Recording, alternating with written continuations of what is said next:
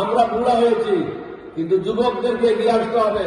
আমাদের 1400 ছেলে আত্মাহুতি দিয়েছে, শাহাদাত বরণ করেছে। আপনাদের এলাকার 17 জন ছেলেকে হত্যা করা হয়েছে। তাদের রক্ত কি এমনি দিতে যাবে?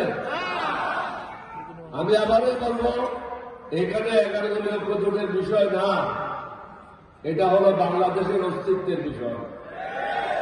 মোদির গোলামদেরকে আপনারা ভোট দিয়ে দেশটাকে দিল্লির কাছে বিক্রি করতে পারেন না।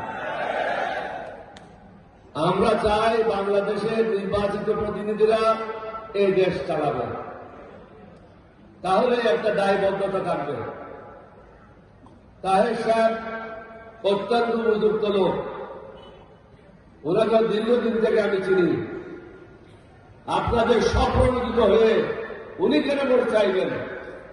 আপনাদের দায়িত্ব হল ওনাকে ভোট দেওয়া, কারণ ভালো জিনিস এমনি পাওয়া যায় না, ভালো জিনিস ফুটপাতে বিক্রি হয় না। ভালো জিনিস খাওয়ার জন্য পয়সা খরচ করতে হয়, ভালো জায়গায় যেতে হয়।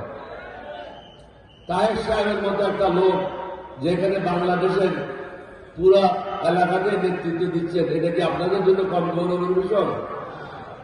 আপনারা ঘরে ঘরে যাবেন, প্রত্যেককে আব্দুল্লাহ তাহের মতো অবস্থান নিয়ে সবাইকে বলবেন, শুধু জিতালে হবে না, বিপুল ভোটে তাকে জিতাতে হবে, তাহলে তাকে সম্মানিত করা হবে।